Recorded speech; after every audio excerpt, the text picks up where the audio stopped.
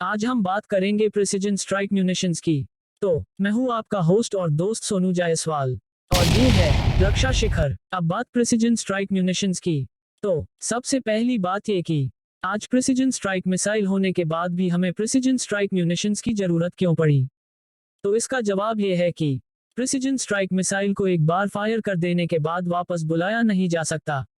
यानी कि ये अगर अपने दिए गए टारगेट को ना देख पाए या अपने टारगेट को ना खोज पाने के स्थिति में ये अपने आप को डिटोनेट कर देता है।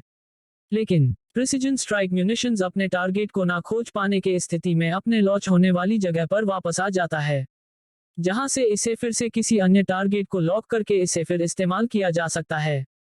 लेकिन मिसाइल से ऐसा किया जाना संभव नहीं है। इसकी इसी तकनीकी काबिलियत के कारण फोर्सेज को अपने दुश्मन सेना के ऊपर एक एज मिल जाता है।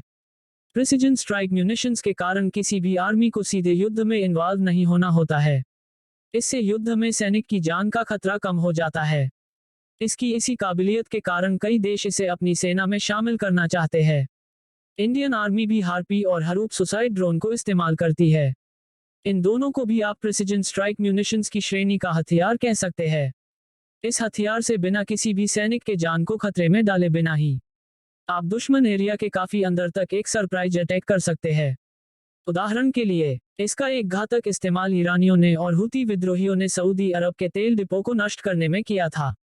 हुती विद्रोहियों ने एक ड्रोन इस्तेमाल किया था जिसमें एक लाइव वारहेड लगाकर 1000 किलोमीटर की दूरी से सऊदी तेल डिपो को टारगेट किया और हिट किया। लेकिन इस ड्रोन ने सऊदी तेल डिपो को जिस प्रिसिजन और एक्यूरेसी से हिट किया, उसे देखते हुए इसे प्रिसिजन स्ट्राइक म्यूनिशन कहा जा सकता है। इंडियन एयरफोर्स भी इजरायली हरूप का इस्तेमाल कर रही है। अब देश में ही लॉइटरिंग म्यूनिशंस बनाने के लिए 3 कंपनियों से बात की जा रही है, जिसमें पहली कंपनी MBD है, दूसरी IWI इजराइल, तीसरी लॉकहीड मार्टिन है। अब बात प्रिसिजन अटैक लॉइटरिंग म्यूनिशन के लॉन्च की। तो प्रिसिजन अटैक लॉइटरिंग म्यूनिशन को एक सैनिक अपने कंधे से या फिर किसी हेलीकॉप्टर के जरिए गिराकर लॉन्च किया जा सकता है, जिससे इसे देख पाना या ट्रैक कर पाना लगभग नामुमकिन हो जाता है। प्रिसिजन अटैक लॉइटरिंग म्यूनिशन को आप एक मिनी UAV भी कह सकते हैं। एक लॉइटरिंग म्यूनिशन में एक कैमरा ग्राउंड कंट्रोल स्टेशन से जुड़ा रहता है। कैमरा जो कुछ भी देखता है वो सब ग्राउंड कंट्रोल स्टेशन भी देखता है, क्योंकि कभी कभी ये पता नहीं चल पाता है कि टारगेट क्या है और कहां पर है, इसलिए इनमें कैमरा माउंट किया जाता है। लॉइटरिंग म्यूनिशन लगातार मूव करता है और जैसे ही टारगेट इसकी पहचान में आता है, ये उस पर सुसाइड अटैक करके उस टारगेट को खत्म कर देता है। इस कारण इससे प्रिसिजन स्ट्राइक करने की क्षमता मिल जाती है। आज के समय में जरूरत एक ऐसे हथियार की हो गई है जिससे आप पिन पॉइंट प्रिसिजन से अटैक करें, जीरो कैजुअलिटी पर। यह काम कोई अन्य हथियार नहीं कर सकता है। उदाहरण के लिए एक एक्सकैलिबर शेल की एक्यूरेसी CEP 5 मीटर की है। मतलब ये कि एक एक्सकैलिबर शेल अपने दिए गए टारगेट के 5 मीटर के दायरे में गिरते हैं, जिस कारण इन्हें भी आप पिन पॉइंट प्रिसिजन नहीं कह सकते हैं। कुछ अन्य हथियारों की बात की जाए तो आप एक क्रूज मिसाइल को फायर कर सकते हैं, लेकिन आप इसे वापस नहीं बुला सकते हैं। आप एक यूकैप से एक हेल फायर मिसाइल फायर करते हैं, लेकिन ये भी छूटने के बाद वापस नहीं आ सकती है। लेकिन एक लॉइटरिंग म्यूनिशन की खूबसूरती यही होती है कि आप इसे वापस बुलाकर फिर से इस्तेमाल कर सकते हैं। इसे आप हर तरह के मौसम में, दिन में, रात में और हर तरह के टेरेन में इस्तेमाल कर सकते हैं। और सबसे बड़ी बात ये कि इसे आप मैन ऑन ग्राउंड से लॉन्च कर सकते हैं, अर्थात इसे वो सैनिक लॉन्च करता है जिस पर आप सबसे ज्यादा भरोसा कर सकते हैं। इस वेपन सिस्टम से एक स्टैंड ऑफ कैपेबिलिटी मिलती है। यहाँ स्टैंड ऑफ कैपेबिलिटी का मतलब समझना होगा। यहाँ पर पाकिस्तान POK से लगातार आतंकवादियों को कश्मीर में धकेलता ही रहता है, जिससे उस पर लगातार नजर रखते हुए आतंकवादियों को गन डाउन करना होता है। यहीं पर लॉइटरिंग म्यूनिशन की कैपेबिलिटी सामने आती है। एक सैनिक इसके जरिए आतंकवादियों पर नजर रख सकता है और सही टाइम और सही जगह देखकर इससे सुसाइड अटैक करके आतंकवादी को गन डाउन कर सकता है बिना किसी एनकाउंटर के। इससे आर्मी के जवान के जान का खतरा बेहद कम हो जाता है, क्योंकि जवान इसके जरिए आतंकवादी पर बहुत दूरी से नजर रखकर ये काम कर सकता है। इससे आमने सामने की लड़ाई भी नहीं होगी, जिससे उसकी पहचान भी गुप्त रहेगी। इसके जरिए सर्जिकल स्ट्राइक भी की जा सकती है बिना एयर स्ट्राइक किए बिना। इस कारण पायलट के जान का खतरा, फाइटर जेट को मार गिराए जाने का भी खतरा नहीं रह जाता है। और बालाकोट जैसे किसी भी मिशन को बखूबी और बिना किसी रिस्क के अंजाम दिया जा सकता है। किसी भी सेना के लिए रिकोनेसेंस और सर्विलांस बहुत महत्वपूर्ण होते हैं। रिकोनेसेंस और सर्विलांस के जरिए ही आप अपने दुश्मन को स्पॉट कर सकते हैं। एक बार टारगेट को स्पॉट कर लेने के बाद उसे डिस्ट्रॉय भी करना होता है।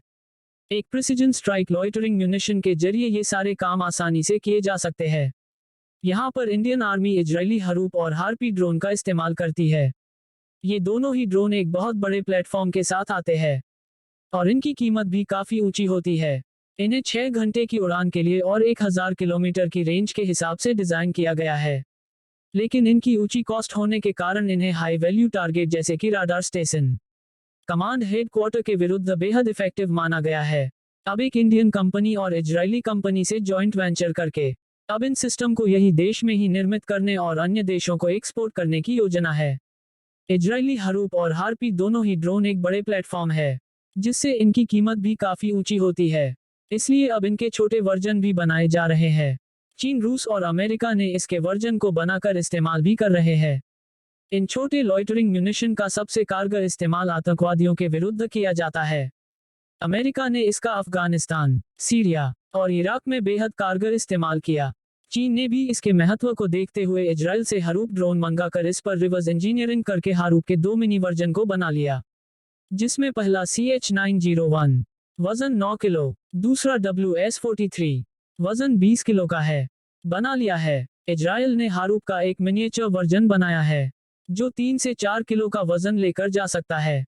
इस प्रकार देखा जाए तो एक ही सैनिक कई लॉइटरिंग म्यूनिशन को ले जा सकता है। एक छोटा लॉइटरिंग म्यूनिशन आपको एक कैपेबिलिटी देता है कि आप कम समय में ज्यादा से ज्यादा लॉइटरिंग म्यूनिशन को लॉन्च कर सकते हैं, और ये बेहद कॉस्ट इफेक्टिव भी होंगे। एक बार हमारे महामहिम श्री APJ अब्दुल कलाम साहब जी ने कहा था कि हमें एक ऐसी मिसाइल बनानी चाहिए जो अपने दिए गए टारगेट पर जाकर वॉरहेड डिलीवर करके वापस आ जाए। उन्होंने समय से काफी पहले ही रियूजेबल ब्रह्मोस की कल्पना कर ली थी, जो कि आज लॉइटरिंग म्यूनिशन के रूप में हमारे सामने है। तो अगर आप सबको मेरी वीडियो पसंद आई हो तो चैनल को सब्सक्राइब करें, इसे लाइक करें, शेयर करें और कमेंट बॉक्स में अपने अपने सुझाव को लिख सकते हैं। तो मिलता हूं मैं आपसे अपनी अगली वीडियो में। तब तक के लिए धन्यवाद। वंदे मातरम।